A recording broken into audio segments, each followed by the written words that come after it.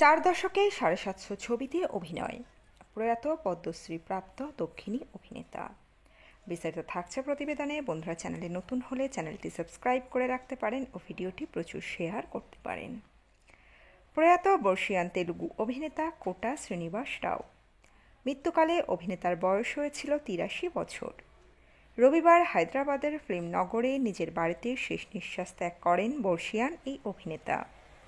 অভিনয়ের ক্যারিয়ারে 4 দশকেরও বেশি সময়ে সব মিলিয়ে 750-রও বেশি ছবিতে অভিনয় করেছিলেন তিনি। খ্যাতনামা এই অভিনেতা পদ্মশ্রী সম্মানে ভূষিতও হন। অভিনয়ের পাশাপাশি রাজনীতিও করেছিলেন তিনি। ছিলেন বিজেপি বিধায়ক।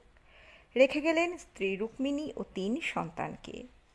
1942 সালে 10ই জুলাই অন্ধ্রপ্রদেশের ছোট্ট গ্রাম কাঙ্কিপাদুতে জন্ম শ্রীনিবাসের। তার বাবা সীতারামা অঞ্জনে ইউলু ছিলেন পেশায় চিকিৎসক। সেই কারণে ছোট্ট শ্রীনিবাসেরও স্বপ্ন ছিল চিকিৎসক হওয়ার। কিন্তু বড় হওয়ার সঙ্গে সঙ্গে অভিনয়ে হয়ে ওঠে তার ধ্যান জ্ঞান। মঞ্চে অভিনয়ের মধ্য দিয়েই এই জগতে পা রাখেন তিনি, যদিও চাকরি পান স্টেট ব্যাংকে। 1978 সালে তেলুগু ছবি প্রণাম খারিদুতে অভিনয়েই তার রূপলী পর্দায় অভিষেক। এরপর একের পর এক ছবিতে কখনো চরিত্র অভিনেতা, কখনো খল চরিত্রে দেখা গিয়েছে তাঁকে। পরবর্তী সময়ে তামিল, হিন্দি, কন্নড়, মালায়ালাম ছবিতেও কাজ করেছেন।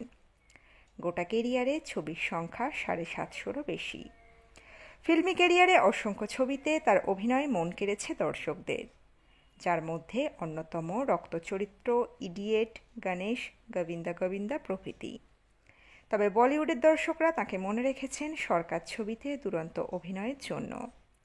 রামগোপাল বর্মা পরিচালিত ছবিটিতে সিলভার মণি চরিত্রে অমিতাভ বচ্চনের সামনে দাপটে অভিনয় করতে দেখা গিয়েছিল তাঁকে। 2012 সালে কৃষ্ণা বন্দে ছবিতে অভিনয়ের জন্য পেয়েছিলেন সিমা অ্যাওয়ার্ড। খল চরিত্রে অভিনয়ের জন্য পেয়েছেন নটি নন্দী অ্যাওয়ার্ড। 2015 সালে ভারতীয় ছবিতে অবদানের জন্য ভূষিত হন দেশের 4র্থ সর্বোচ্চ নাগরিক সম্মান পদ্মশ্রীতে। অভিনয়ের পাশাপাশি রাজনীতিও করেছেন। ভারতীয় জনতা পার্টির সদস্য শ্রীনিবাস 1999 থেকে 2004 পর্যন্ত অন্ধ্রপ্রদেশের পূর্ব বিজয়ওয়াড়ার বিধায়ক ছিলেন।